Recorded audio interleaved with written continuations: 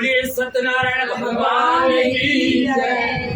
अब प्रथम अध्याय आरंभ हो रहा है। श्री कृष्णाय वासुदेवाय हरे परमात्मने प्रणतक्लेशनाशाय श्री गोविंदाय नमो नमः। एक बार नैमिषारण्य तीर्थ में सोनक आज 88,000 ऋषियों ने भगवान का गुणगान कर रहे थे।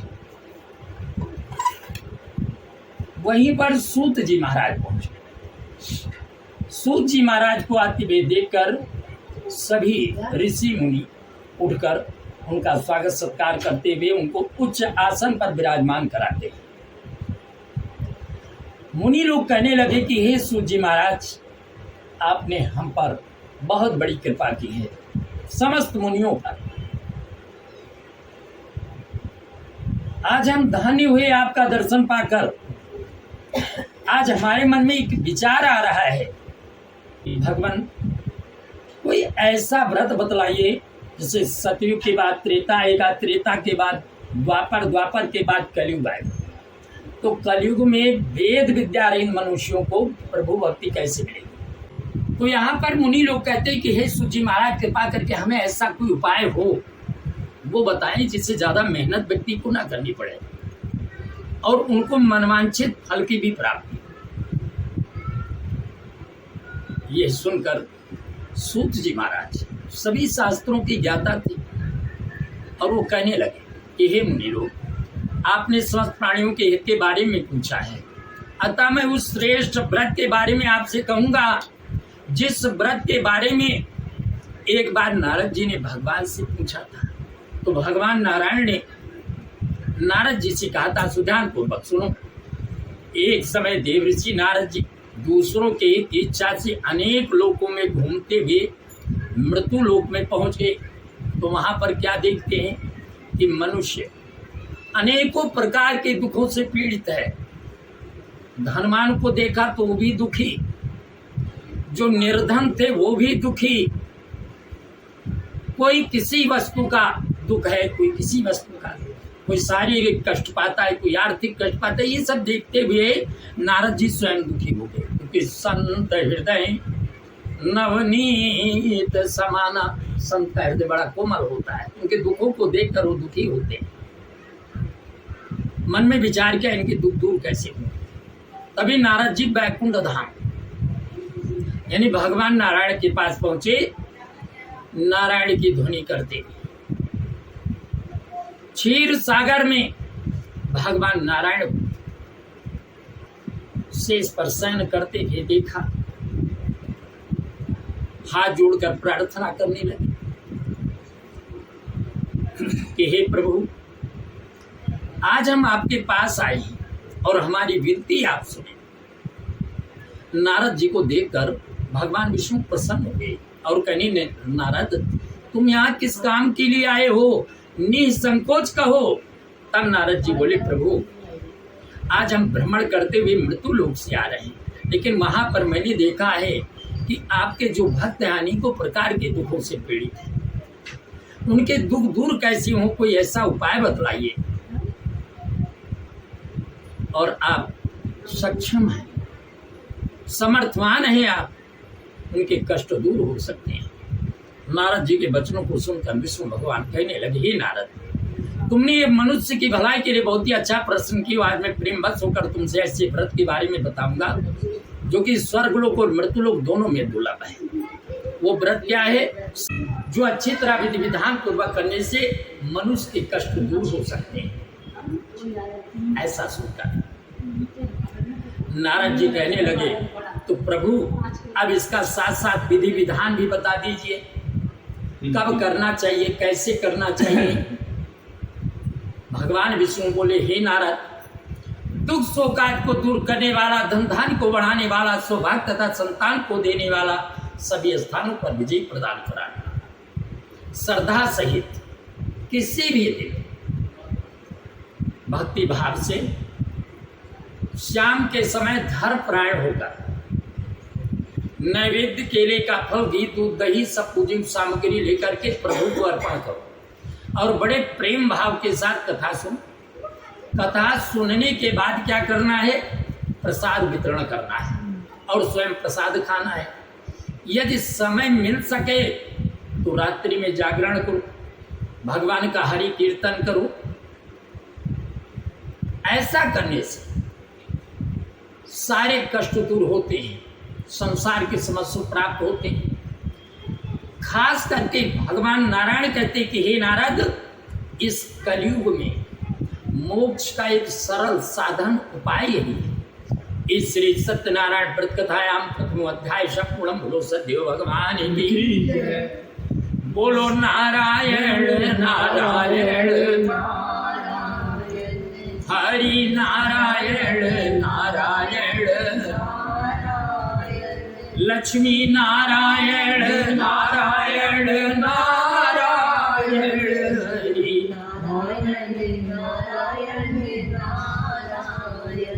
भजमन नारायण नारायण बद्री नारायण बोली सतदेव भगवान की जय। नारायणं नमस्कृतं नरं चैव नरोत्तमं देवीं सरस्वतीं व्यासो ततो जयं मुदीरयेत्। सूत जी महाराज कहते हैं कि हे मुनियों, अब दूसरे अध्याय की कथा बताता। पहले समय में सुंदर काशीपुरी नगरी में एक निर्धन ब्राह्मण रहा करते थे। वो व्यास की चिंता में अनेकों लोगों में घुमा कर और भिक्षा में जो धन नहीं मिलता उससे अपना और अपने परिवार का पालन पोषण करता। ब्राह्मण को दुखी देखकर एक दिन भगवान स्वयं बड़ी ब्राह्मण का रूप धारण के पहुंच गए विप्रदेव के पास। कहने लगे, विप्रदेव, तुम नित्य दुखी हुए पृथ्वी पर क्यों घूमते हो? ब्राह्मण बोला, हे ब्राह्मण देवता, क्या करें?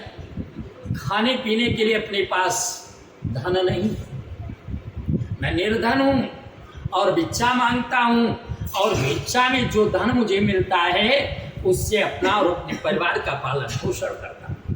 यदि इसका कोई समाधान आपके पास है जिससे मेरी निर्धनता दूर हो सके तो कृपा करके बताओ। ब्राह्मण वेशधारी भगवान विष्णु कहने लगे, तुम सत्यनारायण भगवान का व्रत करो, वो मनवांछित फल को देने वाले हैं। तुम्हारी दरिद्रता दूर हो जाएगी, तुम धनवान हो जाओगे। तो इस तरह व्रत का विधान बतलाकर ब्राह्मण रूप धारण करने वाले भगवान नारायण अंतर्ध्यान हो गए। अब ब्राह्मण ने मन में निश्चय कर लिया कि मैं व्रत अवश्य करूंगा। ऐसा सोचने पर उसे रात्रि में नींद नहीं आई। प्रातः काल होते ही भिक्षा मांगने चल पड़ा। तो उस दिन भिक्षा में जो धन मिला उस धन से बाजार जाकर भगवान के पूजन की सामग्री ला करके आस पड़ोसियों को बुलाकर बंधु बांधवों सहित बैठकर भगवान सत्यनारायण की पूजा की और कथा सुनी। तो उस कथा व्रत के प्रभाव से भगवान ने कैसी कृपा की, धीरे धीरे उसकी निर्धनता दूर हो गई, धनवान हो गया। हर मास पूर्णिमा व संक्रांति को भगवान की कथा सुनने लगा। जो भी प्राणी भगवान सत्यनारायण का व्रत करते, कथा को प्रेम पूर्वक सुनते, भगवान सदैव की कृपा से उनके सारे कष्ट आगे जो पृथ्वी पर सत्यनारायण भगवान की कथा सुनेंगे उनको तीनों प्रकार का ताप नहीं व्यापेगा, चारों प्रकार का सुख उन्हें प्राप्त होगा। सूत जी महाराज कहते कि हे मुनि, जिस व्रत के बारे में नारद जी ने भगवान से पूछा और भगवान ने नारद जी को बताया, वही मैंने आप लोगों से कहा है। अब और क्या जानना चाहते हैं? मुनि लोग कहने लगे कि हे सूत जी महाराज, अब आप कृपा करके बताइए कि ब्राह्मण से सुनकर और किस किसने इस कथा को सुना? यदि और भी किसी ने इस व्रत को किया है तो उनके बारे में बताइए। सूत जी महाराज कहते जिसने इस कथा को सुना उनके बारे में कहता हूँ सुन। एक बार धनी स्वर के अनुसार ब्राह्मण व्रत करने के लिए तैयार हुआ तो उसी समय में एक लकड़ी बेचने वाला बूढ़ा लकड़हारा पहुंचा। भूख प्यास से दुखी लकड़हारा लकड़ियों का बोझ ब्राह्मण के मकान के बाहर रखकर अंदर प्रवेश किया। अंदर जाकर देखता है तो विप्रदेव कथा में लीन है, चुपचाप बैठ गया।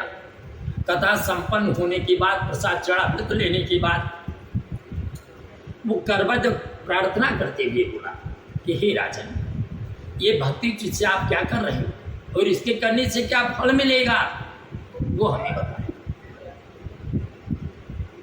ब्राह्मण देवता कहने लगे कि देखो भैया, आज जो कुछ हमारे घर में देख रहे हो ना, सब कुछ इन्हीं प्रभु का दिया हुआ है। इससे पहले तो हम भिक्षा मांगकर अपना परिवार पालते थे।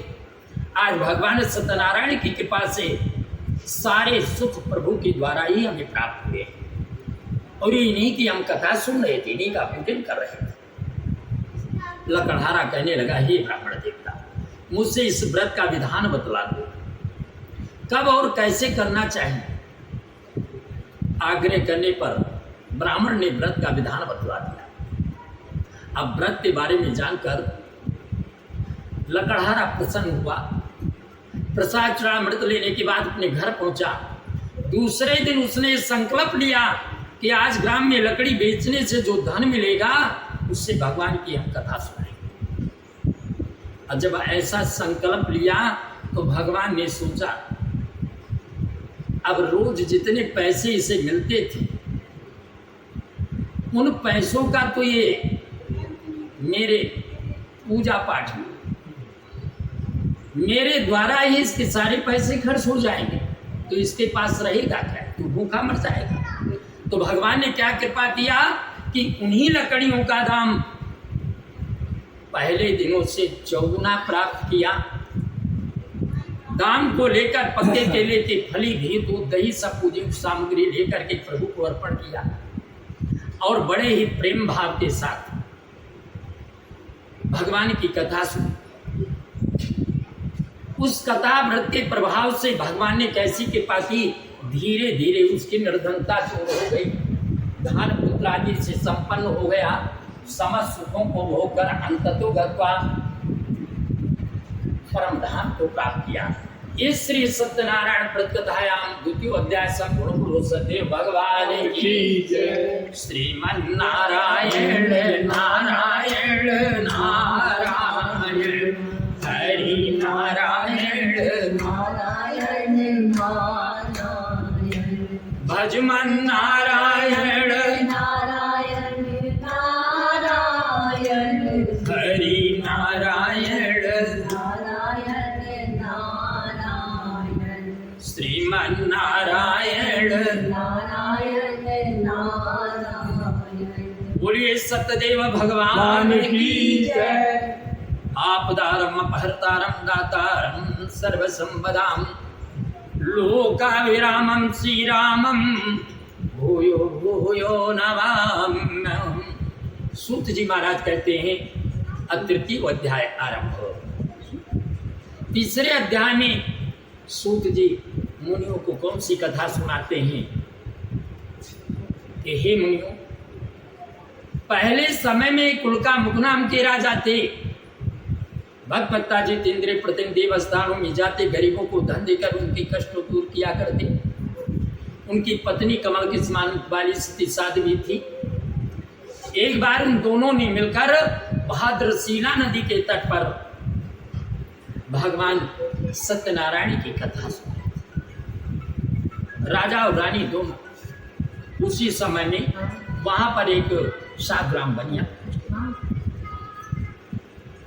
राजा को पूजा करते हुए देखकर नाव को नदी के किनारे ठहराकर राजा के पास पहुंचे और करवत प्रार्थना करते हुए बोले, हे राजन, ये भक्ति उचित से आप क्या कर रहे हो। राजा बोले, ये धन पुत्र की प्राप्ति के लिए महाशक्तिमान श्री सत्यनारायण भगवान का व्रत व पूजन किया जा रहा है। ये सुनकर साधुराम बनिया बड़े प्रसन्न हुए और कहने लगे कि हे राजा, मुझसे भी इस व्रत का विधान बतलाओ। भगवान ने हमें सारे सुख दे रखे, संतान सुख है। आग्रह करने पर राजा ने व्रत का विधान बतला दिया। सेठ जी मन ही मन विचार करते हैं और सोचते हैं कि हे राजा, मन के अंदर ये भी भाव नहीं है कि भगवान हमें प्रसन्न हो करके पुत्र दे।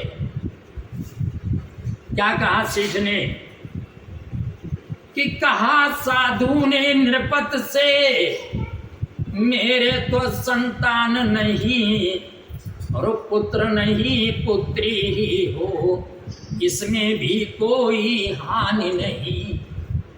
मुझे पुत्र मिले या पुत्री मिले, मेरे लिए दोनों ही ठीक है।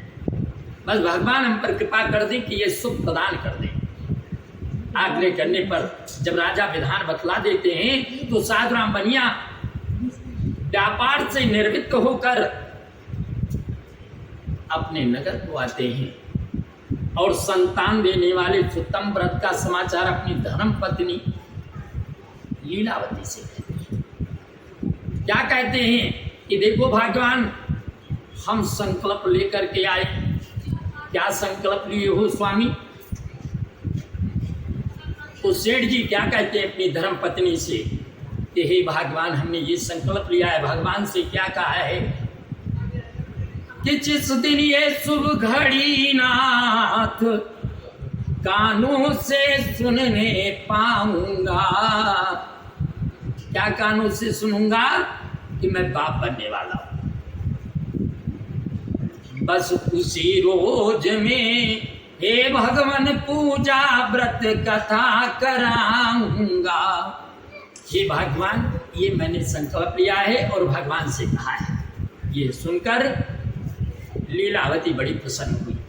दोनों इस सांसारिक धर्म में प्रवृत्त हुए। भगवान सतदेव की कृपा से 10वें महीने में एक सुंदर कन्या रथ ने जन्म लिया। अब वो कन्या धीरे धीरे बड़ी हो रही है। अब यहाँ सेठानी ने अपने पति से हाथ जोड़ करके प्रार्थना किया कि स्वामी, आप जो संकल्प लिए थे वो संकल्प आपका पूर्ण हुआ। भगवान ने जो आपने मांगा, भगवान ने वो दे दिया। अब भगवान ने तो आपकी सुन ली है, अब भगवान की आप भी सुन लो। सेठ जी अपनी पत्नी को आश्वासन देते, देखो भगवान, हमने कथा सुनने का संकल्प लिया है और मैं कथा सुनूंगा।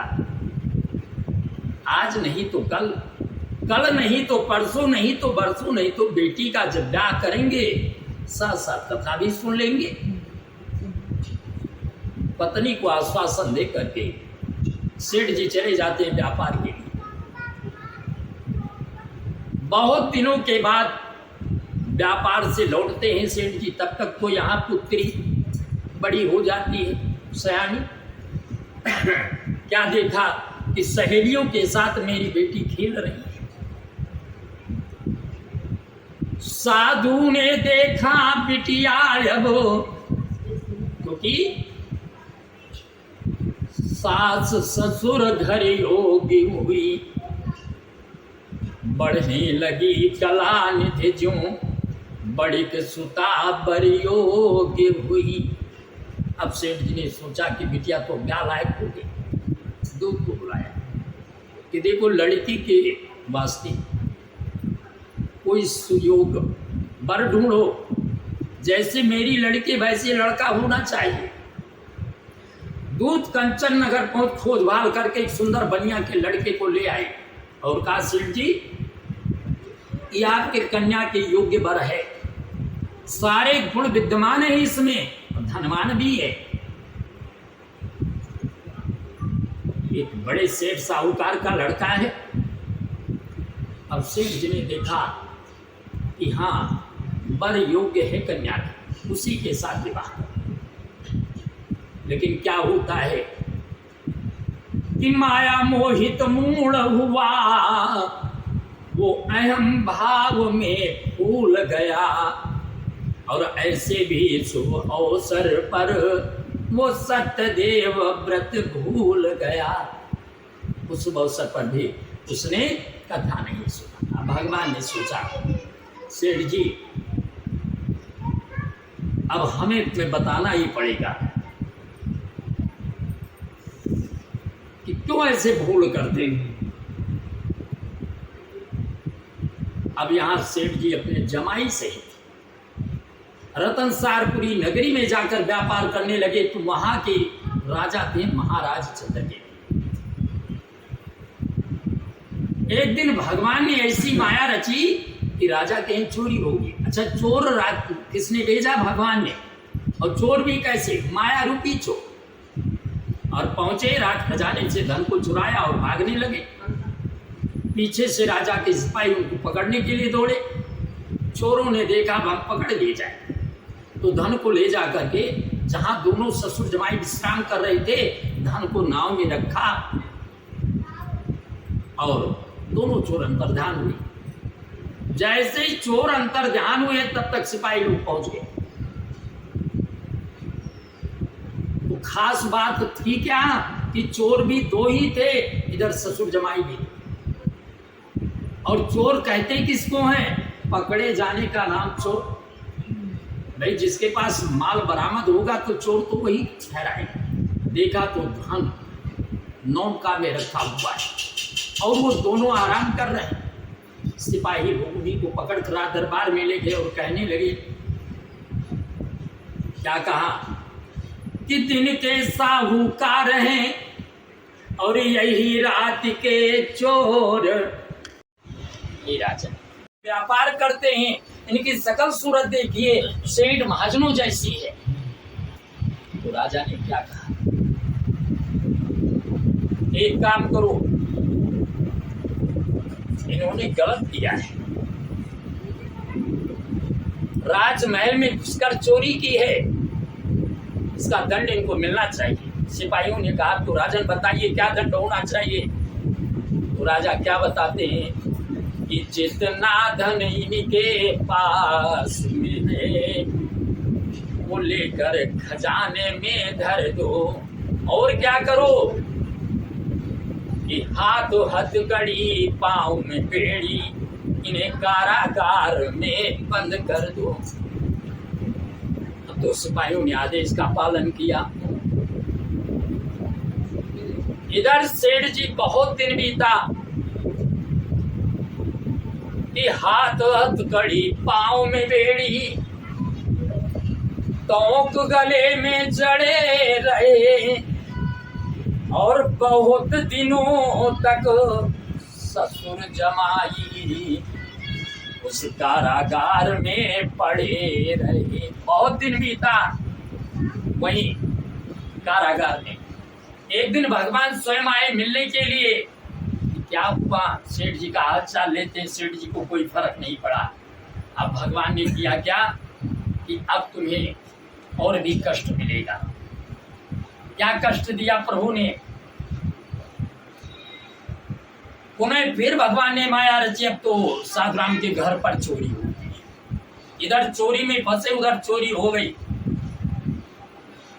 लीलावती परेशान, खूब प्यास की जनता में कलावती एक पड़ोसी ब्राह्मण के यहाँ गई, तो वहां क्या देखती कि भगवान की कथा हो गई। बैठ गई कथा सुनने के लिए कि कम से कम प्रसाद तो मिलेगा।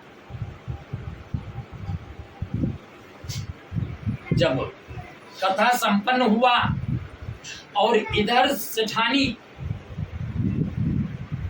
दुखी, एक तो भूख प्यास से दुखी, दूसरा लड़की चली गई जो देर हो गई आई नहीं, और इधर लीलावती मन में विचार करती है कि दुनिया कैसी है कि जब पास हमारे पाई थे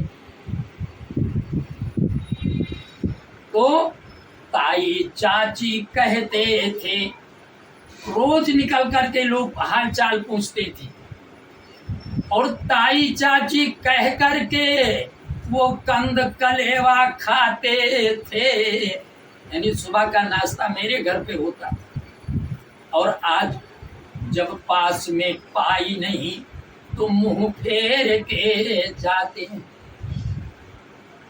अब लोग हाल चाल भी नहीं लेते हैं, राशन पानी ना देना पड़े।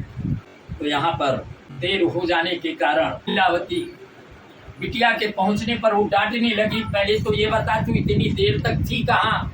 कलावती कहने लगी कि माँ तुझे तो पता ही है कि पेट पापी है बड़ा ये बेपरवाही यार है, पेट को तो भोजन चाहिए। हम पड़ोसी के यहाँ गए थे कि कुछ खाने के लिए मिले, वहां देखा तो कथा हो गई, मैं भी बैठ गई। देखो मुझे जो प्रसाद मिला उसमें से थोड़ा सा खाया है, थोड़ा आपके लिए लाई। कथा का नाम सुनती लीला। बिटिया तेरे बाप ने तेरे जन्म से पहले उन्होंने संकल्प लिया और आज तक उन्होंने कथा नहीं सुना, लेकिन कोई बात नहीं। अब तू 10-5 फूल ले आ तो मैं प्रसाद बना लूंगी, और पंडित जी को बुला सुबेरे जल्दी कथा करा लूंगी। अब देर नहीं करना है क्योंकि घर में तो कुछ है नहीं। तो भगवान तो बड़े दयालु हैं। भगवान स्वयं कहते हैं कि पत्रम पुष्पम फलम तोयम, जो भी हो भगवान तो तुलसी दल से ही प्रसन्न हो जाते हैं। अब जब ये भाव मन में आया तो भगवान भी प्रसन्न हुए। राजा चंद्रकेतु को उसी रात्रि में सपने में दर्शन दिए कि राजन तुमने बहुत गलत किया है, वो जो दोनों को तुमने कैद कर रखा है वो मेरे परम भक्त हैं, चोर नहीं है, फला नगर के सेठ हैं। क्या कहा भगवान ने कि चोर नहीं है भक्त मेरे, तो छोड़ उन्हें जल्दी करके और विदा करो साधु की नौका, धन माया तू ना देखे। जितना धन तुमने ले लिया है सेठ का, उससे दूना चौगुना धन दे करके उनको विदाई करो आदर सम्मान के साथ, नहीं तो तुम्हारा राजपाट परिवार सब तहस नहस हो जाएगा। अब सपने की बात सुनी राजा ने तो प्रातः काल सभा के मध्य में सपने का हाल कहने लगे। सिपाहियों को आदेश दिया कि भाई जल्दी करो, उन दोनों कैदियों को छोड़ो, नहीं तो अनर्थ हो जाएगा। वो भगवान के भक्त हैं, हमने उनको कितने वर्षों से कैद कर रखा। राजा का आदेश पाते सिपाहियों ने दोनों को छोड़ दिया। अब दोनों ससुर जमाई कांपते सभा के मध्य में आकर खड़े हुए। राजा हाथ जोड़कर उनसे प्रार्थना करते हैं। राजा स्वयं प्रार्थना करते हैं, मान भाव कोई किसी को सुख दुख देता नहीं, कि काब न को सुख दुख कर दाता, निज कृत कर्म भोग फल भ्राता। सब अपने किए हुए कर्मों का फल प्राणी पाता है, केवल भगवान निमित्त बना देता है। आपको ये कष्ट मिलना था, लेकिन भगवान ने हमें चुना कि हमारे द्वारा तुम्हें कष्ट मिले। लेकिन अब कोई भय नहीं, संकोच, अपने घर जाओ। जितना धन लिया था उससे दूना चुना, नए नए वस्त्राभूषण पहनाए, बड़े आदर सम्मान के साथ राजा ने उनको बिठाया। तो दोनों ससुर जमाई पूजा अर्चना करके अपने घर के लिए प्रस्थान करते। श्री सत्यनारायण व्रत कथायाम ऋतुवत्ता संपूर्ण बोलो सदैव भगवान की जय। श्रीमन्नारायण नारायण नारायण हरि नारायण नारायण नारायण भजमन नारायण नारायण नारायण हरि नारायण नारायण नारायण श्रीमन्नारायण नारायण नारायण। बोलिए सदैव भगवान की जय। हरि ओम। आपदारम अपहर्तारम दातारम सर्व संपदाम लोकाभिरामम श्री राम भूयो भूयो नमाम्यहम्। चतुर्थ अध्याय आरंभ। अब तो सेठ जी पूजन करके और अपने घर के लिए प्रस्थान करते। अभी कुछ ही दूर पहुंचे होंगे, भगवान ने सोचा बहुत कष्ट पाए सेठ जी, शायद अब इनकी बुद्धि अब ठीक हो गई हो, परीक्षा ले दंडी का भेष बनाया, प्रभु ने पहुंच गए साधुराम के विचाम दे की आवाज लगाते हैं। सेठ जी ने सोचा बाबा आए हैं कुछ लेने के लिए, और सेठ जी इतने कंजूस थे, उनको कुछ देना नहीं था। तो सेठ जी ने मन ही मन सोच लिया और अपने दामाद से बोला कि तुम कुछ बोलना नहीं बेटा, मैं अपने आप बाबा से समझ लूँ। तो क्या कहा सेठ जी ने कि हे बाबा, मेरे पास आपकी योग्य तो हमारे नौका में धन नहीं, मेरे पास आपकी योग्य, यदि आप धन के लालच में आए हो तो हमारे नौका में धन नहीं है। इसलिए कहा साधु ने बड़ो अगाड़ी, खड़े यहाँ कैसे अड़के, और लता पत्र है नाव मेरी में, देख ले वो ऊपर चढ़ के। मेरे नाव में लता पत्र भरा पड़ा है, विश्वास नहीं है तो आप तिरपाल उठाओ और देख सकते हो। भगवान कहते हैं कि सेठ जी आप झूठ थोड़ी बोलोगे, और फिर मांगने वालों की ये हिम्मत कि वो तलाशी ले। आपने कह दिया हम मान गए, आपने जो कहा है वही सत्य होगा, ऐसा कहकर दंडी भगवान कुछ दूर जाकर छिप कर बैठ जाते हैं। दंडी के जाने के बाद, क्रिया करने के बाद, एक महाराज लीन तुंगध्वज नाम के राजा थे। वो भी भगवान का प्रसाद जाकर बहुत दुख पाए। एक बार वन में जाकर वन के पशुओं को मारकर बढ़ के पेड़ के नीचे आए, वहां विश्राम करने लगे। तो कोई अच्छा काम नहीं किया राजा ने, वन के पशुओं की हत्या की, और हत्या करके आए हैं, आराम कर रहे हैं। और वहां पर कुछ ही दूर पर कुछ ग्वालबाल लोग बैठ करके भगवान सत्यनारायण की कथा सुन रहे हैं। राजा हैं, और वो राजा ऐसे नहीं, अभिमानी राजा, उस कथा के बीच में जाकर नहीं बैठे। कथा जब संपन्न हुआ तो उन ग्वाल बालों ने क्या किया कि पत्तल में प्रसाद रख कर राजा के सामने ला, ना खाने योग्य प्रसाद समझकर राजा ने प्रसाद को ठुकरा दिया और अपने नगर को चल पड़े। भगवान ने सोचा ये राजा होगा तो अपने घर का होगा, मेरे भोग का अपमान किया है, मेरे भक्त का अपमान किया है, इसका दंड तो इसको मिलना चाहिए। नगर पहुंचने से पहले भगवान ने ऐसी माया रची कि उसका राजपाट सब गायब हो गया। अब राजपाट ना पाकर राजा को बड़ा कष्ट हुआ और वो सोचने लग गए कि ऐसे कैसे हो सकता है। कुछ देर के बाद भगवान ज्ञान देते हैं, कह रहे मूर्ख राजा, तो राजा के अभिमान में मदहोश होकर अज्ञानता बस, अभिमान बस मेरी कथा को नहीं सुन सकता, मेरे प्रसाद को नहीं खा सकता, ये उसी का परिणाम है। जैसे ही सुना राजा ने दौड़ते हुए जंगल पहुंचे और ग्वाल बाल के बीच में बैठ करके भगवान का पूजन अर्चन वंदन करते, कथा सुनते हैं। कथा सुनने के बाद प्रसाद चढ़ामृत ग्रहण करते, फिर वहां से राजा चले। भगवान प्रसन्न हो जाते हैं और माया के पर्दे को प्रभु हटा देते, फिर जैसा था वैसा ही हो गया। समस्त सुखों को भोगकर राजा भी बैकुंठ धाम को प्राप्ति है। तो जो भी प्राणी सत्यनारायण भगवान के उत्तम व्रत को करते, कथा को प्रेम पूर्वक सुनते, भगवान सत्यदेव की कृपा से जो निर्धन होते हैं वो धनवान हो जाते हैं, बंदी बंधनों से मुक्त होकर निर्भय हो जाते हैं। संतानों को संतान की प्राप्ति होती, सारे मनोरथ पूर्ण होकर के अंततः परम धाम की प्राप्ति होती है। जिन्होंने पहले इस व्रत को की उनके दूसरे जन्म का इतिहास सुनो। जो सतानंद नाम के ब्राह्मण थे वो दूसरे जन्म में क्या हुए, सुदामा और भगवान के कृष्ण परम मित्र हुए और मोक्ष प्राप्ति। दूसरा जो लकड़हारा था, इसी कथा व्रत के प्रभाव से वो निषादराज हुआ, भगवान राम को सुरसरी पार करा के मोक्ष को प्राप्त किया। तीसरे उल्कामुख नाम के राजा महाराज दशरथ हुए, जिनके घर में राम जी स्वयं पुत्र रूप में आए, रंगनाथ जी की पूजा करके मोक्ष को प्राप्त की। चौथे जो कंजूस बनिया साधु राम था, वो इसी कथा व्रत के प्रभाव से दूसरे जन्म में भक्तराज मोरध्वज हुआ, जिसने अपने बेटे ताम्रध्वज को आर्य से चीर कर भगवान कृष्ण सिंह को आहार के रूप में अर्पण करके धर्म की रक्षा के मोक्ष प्राप्त किया। पांचों जो महाराज ध्वज इसी कथा व्रत के प्रभाव से दूसरे जन्म में स्वयं वो मनु हुई, मन स्वरूपा, जिन्होंने नई सृष्टि की रचना की, भगवान के भक्त उत्कर्म करके उन्होंने मोक्ष प्राप्त किया।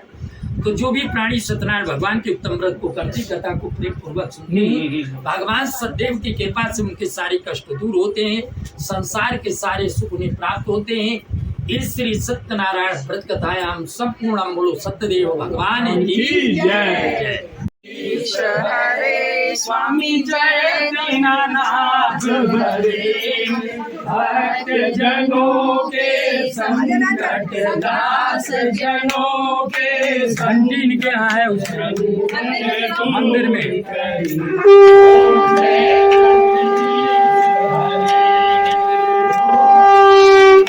फल पावे सुख बिन सेवन का, स्वामी सुख बिन सेवन का, सुख संपत्ति घर आवे, श्याम सुंदर घर आवे, कष्ट मिटे तन का, ओम जय जगदीश हरे।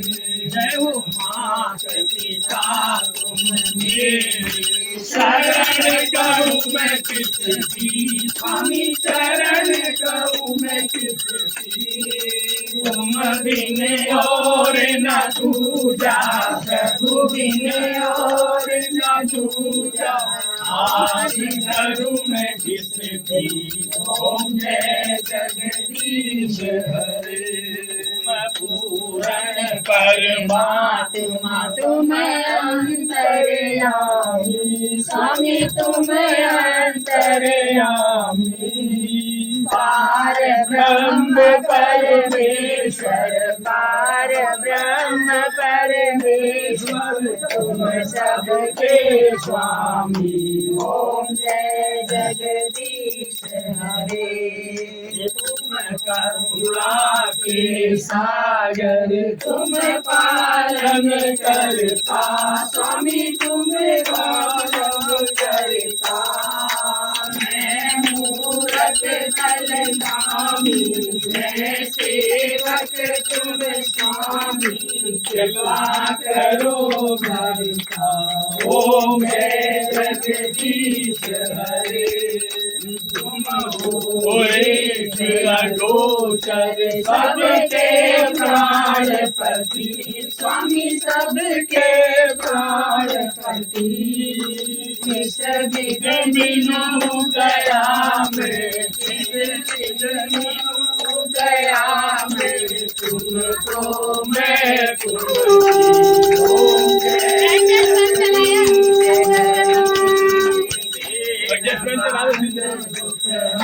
तारा छोड़ तुम मेरे, स्वामी रक्षक मेरे, अपने हाथ उठाओ, अपने शरण लगाओ, द्वार बड़ा तेरे, ओम जय जगदीश हरे। विषय विकार मिटाओ, पाप हरो देवा, स्वामी कष्ट हरो देवा, श्रद्धा भक्ति बढ़ाओ, संतन की सेवा, ओम जगदीश हरे। तन मन धन सब है तेरा, स्वामी सब कुछ है तेरा, तेरा तुझको अर्पण, प्रभु प्रभु को अर्पण, क्या लागे मेरा, ओम जय जगदीश हरे। श्याम सुंदर दिखिया, कोई नहीं भावे, स्वामी प्रेम सहित लागे, कहत शिवानंद स्वामी, मन भजत हरि हर स्वामी, भगवान फल पावे, ओम जय जगदीश हरे। ओम जय जगदीश हरे, स्वामी जय नाथ हरे, जय भोलेनाथ हरे, जय सीताराम हरे, भक्त जनों के संग दास जनों के जीवन दूर करे। ओम जय जगदीश हरे। तुमेव माता च पिता तुमेव बन्धु च सखा तुमेव विद्या च जगन् तुमेव सर्वं ममैव देव त्वमेव सर्वं मम वासुदेव। कर्पूरगौरं करुणावतारं संसारसारं भुजगेन्द्रहारं सदा वसन्तं हृदयारविन्दे भवं भवानी सहितं नमामि। भवं भवानी सहितं नमामि। आरती कर मत्था टेक लो।